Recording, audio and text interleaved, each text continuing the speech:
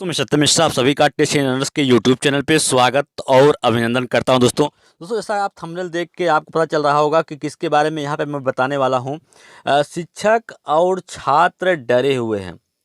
शिक्षक और छात्र जो हैं वो डरे हुए हैं, मतलब क्या दोस्तों।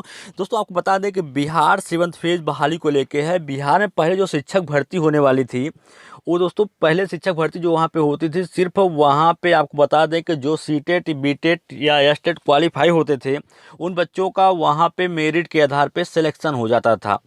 बस अब क्या हुआ, उन सब सारी चीज़ों में दोस्तों काफ़ी परिवर्तन हो गया। अब आपका जो शिक्षक भर्ती वहाँ पे होगी, उसमें काफ़ी परिवर्तन हो गया। इस चीज़ को देख के वहाँ के जो शिक्षक और छात्र हैं वो बहुत ज़्यादा डरे हुए हैं।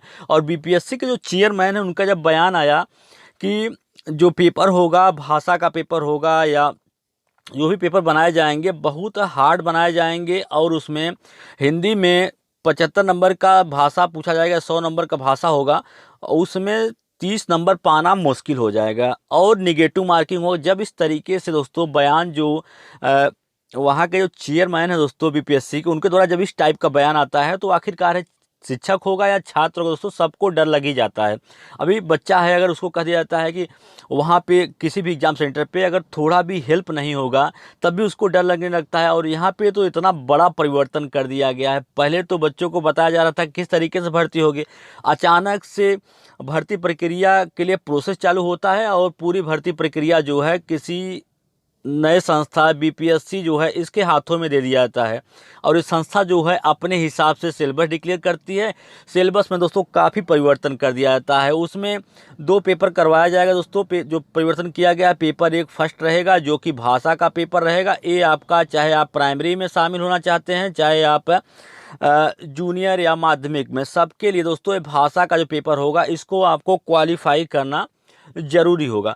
और सबसे बड़ी बात ये कही गई, भाषा के पेपर में निगेटिव मार्किंग नहीं होगा। ये थोड़ा सा दोस्तों अच्छी बात है कि जो भाषा का पेपर है जो सिर्फ क्वालिफाई करना है, इसका जो नंबर है वो मेरिट लिस्ट में नहीं जुड़ेगा। सिर्फ आप 30% क्वालिफाइंग मार्क आपको यहाँ पे लाना है, तब जाके आप अगले फेज में या कह सकते हैं कि अगले फेज में जाएंगे। ठीक है, तो चाहे आप प्राइमरी में हो या माध्यमिक में, तो आपको पेपर एक जो भाषा का है 100 नंबर का, जिसमें इंग्लिश है और हिंदी उर्दू फारसी दोनों, इसमें से कोई एक लेना है। तो इंग्लिश जो है 25 नंबर का है और भाषा में हिंदी उर्दू फारसी जो है वो 75 नंबर का है। तो दोनों मिला के दोस्तों 100 है और इसमें से आपको 30% अंक लाना है।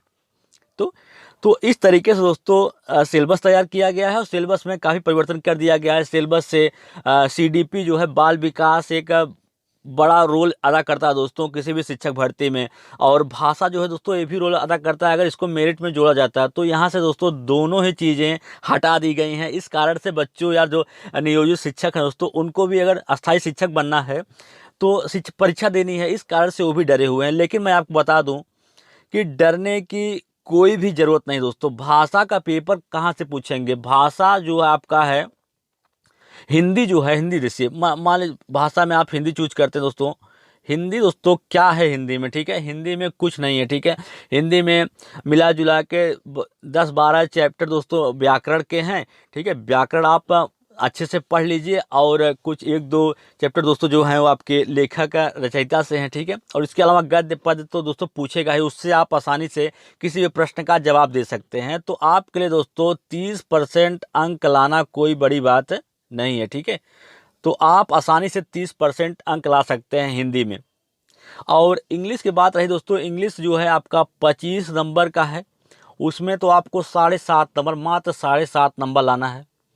तो इसको भी आप आसानी से ला सकते हैं। तो इसमें बहुत ज़्यादा डरने की बात नहीं है। जो भी सिलेबस है दोस्तों एक तरीके से उसको अब आपको तो दोस्तों उसे लेके ही चलना है, उसी के हिसाब से आप तैयारी करना है। अब डरने से कोई फ़ायदा होने वाला है नहीं। सिर्फ अब आप डट के उस चीज़ का सामना करिए। बस आप एक चीज़ लक्ष्य रखिए कि हमको एक सीट वहाँ पे लेना है। एक सीट के लिए दोस्तों अब आपको लड़ाई लड़नी है, चाहे कुछ भी हो जाए, क्योंकि आप काफ़ी दिनों से प्रयास कर रहे थे इस चीज़ का, तब जाके आपको अब 1,78,000 पदों पे जो भर्ती देखने के लिए मिल रही है दोस्तों, काफ़ी जद्दोजहद के बाद मिल रही है। तो अब आपके सामने मौका है, इस मौका को गंवाना नहीं। डर डर के दोस्तों, डरने से कुछ होने वाला है नहीं, ठीक है।